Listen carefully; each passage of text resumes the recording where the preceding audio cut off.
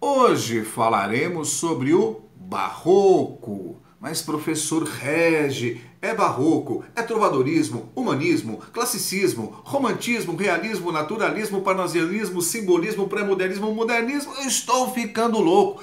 Calma, inspira, expira. Vai dar tudo certo. Conta aqui com o Regi. Muito bem. O termo barroco, utilizado para designar um estilo artístico e uma corrente literária, foi inspirado no nome de uma pérola de formato irregular, defeituoso. Durante algum tempo, segundo os padrões clássicos, havia sido sinônimo de mau gosto. A Idade Média foi marcada pela ideia teocêntrica, Deus como centro de todas as preocupações. E depois nós temos o movimento humanista e a renascença, né? O renascimento. E o que estava renascendo então? A cultura clássica, antiga, greco-latina, uma cultura paganista que vai confrontar com os valores teocêntricos, né? A ideia racionalista, científica, a teoria heliocêntrica, Copérnico, Galileu, enfim, nós temos todo um contexto aí e que vai desencadear também na invenção da máquina de imprensa pelo Gutenberg na Alemanha. E aí o Martinho Lutero, ele desafia a igreja, ele propõe uma nova igreja e ele traduz a Bíblia do grego para o alemão e ele imprime essas Bíblias e diz que todo fiel tinha que ler a palavra de Deus. Ela não poderia ficar confinada somente ao sacerdote que lia a Bíblia em latim de costas para os fiéis. Então Lutero ele vai fazer uma movimentação ali que vai causar uma grande estranheza na Igreja Católica. Então nós temos a reforma protestante de Lutero e depois vão se seguir, né, o calvinismo, o anglicanismo e a Igreja Católica então lança um movimento chamado Contra-Reforma. E é nesta Contra-Reforma, né, na volta da Inquisição, o Concílio de Trento, né, que surge então esse movimento que vai representar a antítese entre o bem e o mal, o terreno e o divino, o pecado e a salvação. Muito bem. Nós temos então como principais características do movimento barroco, a arte rebuscada e exagerada, valorização do detalhe, dualismo e contradições, obscuridade, complexidade e sensualismo. E o barroco literário, que vai se dividir então entre o cultismo e o conceptismo. Cultismo ou gongorismo, porque nos remete ao seu criador e idealizador, Luís de Gôngora, caracteriza-se pelo uso de linguagem rebuscada, culta, extravagante, repleta de jogos de palavras e do emprego abusivo de figuras de estilo, como a metáfora e a hipérbole, certo? Vejamos um exemplo aqui, então, de um poema cultista. O todo sem a parte não é todo. A parte sem o todo não é parte, mas se a parte o faz todo sendo parte, não se diga que é parte sendo o todo. É um trechinho de Gregório de Matos, sobre quem falaremos logo mais. Muito bem, e nós temos a corrente, então, conceptista ou quevedismo, porque nos remete ao Padre Quevedo, né?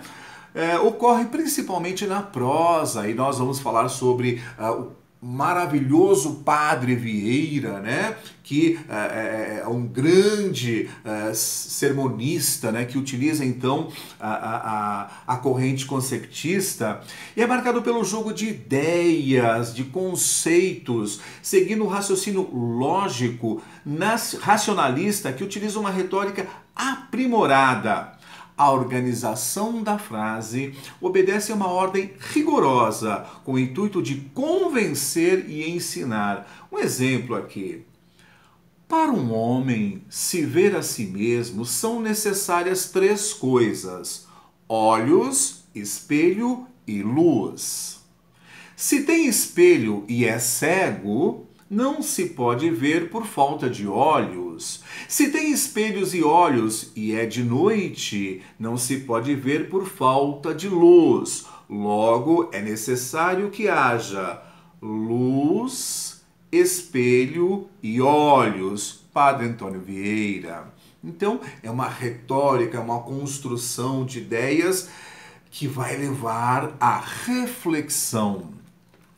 Falemos então sobre essa proposta barroca que se aproxima muito do conceito religioso. Vamos começar por Gregório de Matos Guerra, também conhecido como o Boca do Inferno. O Boca do Inferno.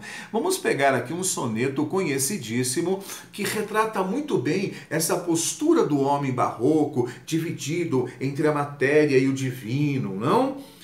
E aqui há uma tentativa do Gregório de Matos, então, dessa aproximação com o divino. Pequei, Senhor, mas não porque hei pecado, de vossa alta clemência me despido, porque quanto mais tenho delinquido, vos tenho a perdoar mais empenhado.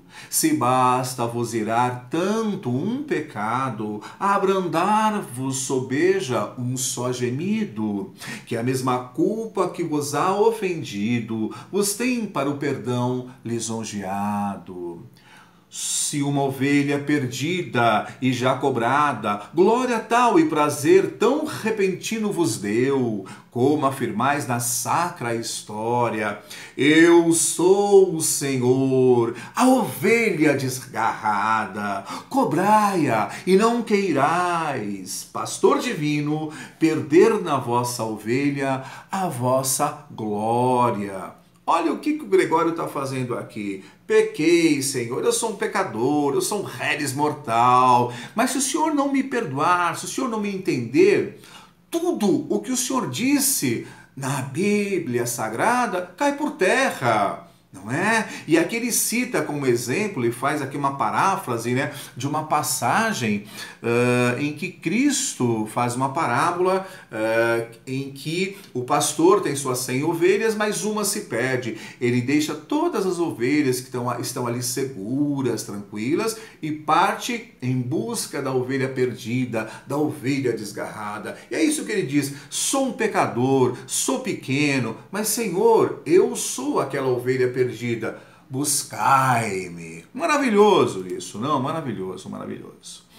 E aqui, agora eu vou apresentar um outro soneto chamado Desenganos da Vida. E também vamos pensar numa intertextualidade, né, com a Bíblia Sagrada, lá no livro de Eclesiastes, capítulo 1, do versículo 1 ao 8. Olha o que diz o texto bíblico. O professor Regi é pastor. Não, o professor Regi não é pastor, mas vamos lá então. Diz o livro de Eclesiastes: palavras do pregador, filho de Davi, rei em Jerusalém. Vaidade de vaidades, diz o pregador, vaidade de vaidades, tudo é vaidade. Que proveito tem um homem de todo o seu trabalho, que faz debaixo do sol? Uma geração vai e outra geração vem, mas a terra para sempre permanece. Nasce o sol e o sol se põe, e apressa-se e volta ao seu lugar de onde nasceu. O vento vai para o sul e faz o seu giro para o norte. Continuamente vai girando o vento e volta fazendo seus circuitos. Todos os rios vão para o mar, e contudo o mar não se enche. Ao lugar para onde os rios vão, para ali tornam eles a correr. Todas as coisas são trabalhosas, o homem não o pode exprimir, os olhos não se fartam de ver, nem os ouvidos se enchem de ouvir. Maravilhoso isso, não? Porque a linguagem barroca fala sobre a fugacidade, a efemeridade, a transitoriedade. Tudo é fugaz, transitório, passageiro, nada permanece. E aí vamos pegar então um soneto do Gregório de Matos, que é exatamente Desenganos da Vida Humana, e pense no paralelo então com esse texto do Eclesiastes. É a vaidade, Fábio, nesta vida, rosa que de manhã lisonjeada, púrpuras mil com ambição dourada, airosa rompe, arrasta presumida. É planta que de abril favorecida, por mares de soberba desatada, florida galeota empavesada, sulca ufana, navega destemida. É nau, enfim, que em breve ligeireza, com presunção de fênix generosa, galhardias apresta, alentos preza. Mas, tem sempre um mas, ser rosa, ser planta, nau vistosa, de que importa se aguarda sem defesa, penha a nau, ferro a planta, tarde a rosa. Ou seja, se para toda essa maravilha que é a vida, o que nos aguarda é a morte. Vejam que tem um tom bastante pessimista nessa visão barroca. E também, para encerrar esta ideia, né, da transitoriedade, da fugacidade, tem um soneto do Gregório de Matos que é fabuloso, que sintetiza muito bem o que é esse pensamento dualista do barroco. Nasce o sol e não dura mais que um dia. Depois da luz se segue a noite escura. Em tristes sombras morre a formosura. Em contínuas tristezas a alegria. Porém, se acaba o sol, por que nascia? Se formosa a luz é, por que não dura? Como a beleza assim se transfigura. Como o gosto da pena assim se fia. Mas no sol, na luz falte a firmeza, na formosura não se dê constância, e na alegria sinta-se tristeza. Começa o mundo, enfim, pela ignorância, e tem qualquer dos bens por natureza, a firmeza somente na inconstância. Veja esse jogo de opostos aqui, né? Esta antítese que prevalece o tempo todo. E a antítese é a figura de linguagem que melhor representa esse dualismo, né? Vida, morte, terra, céu, tristeza, alegria. E por que Gregório de Matos era chamado, né, do Boca do Inferno? Porque, apesar de toda essa sua poética voltada para esses conceitos, né, da dualidade, da transitoriedade, ele também é um poeta da sensualidade.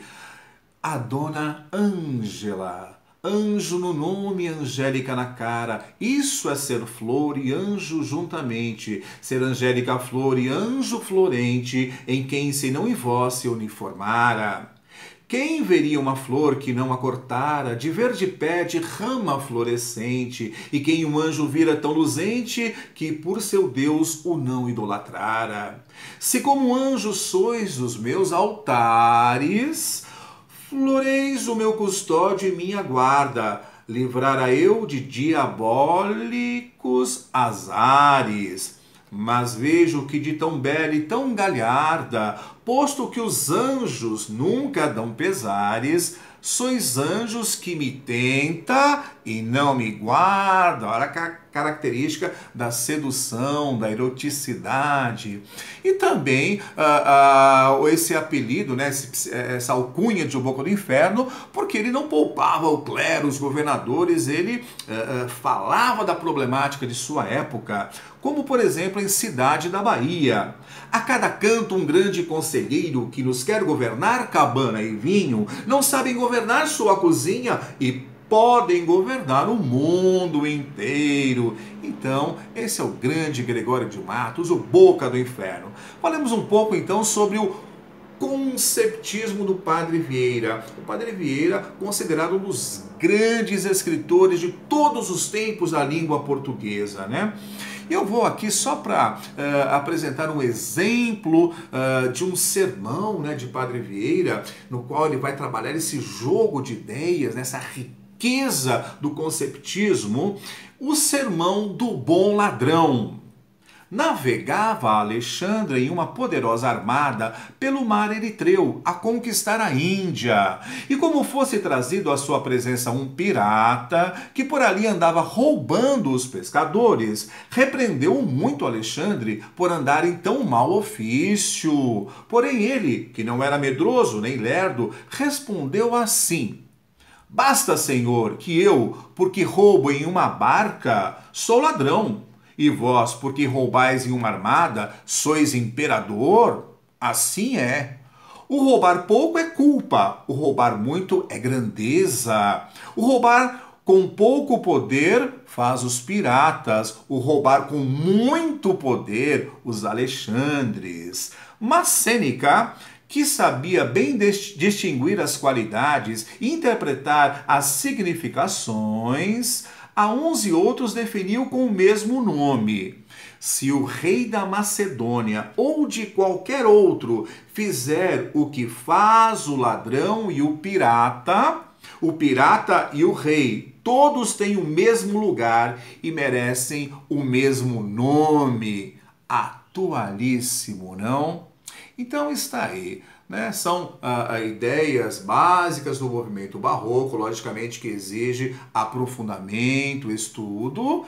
Um grande abraço a você, estude, né? Esse é o grande segredo, estudar.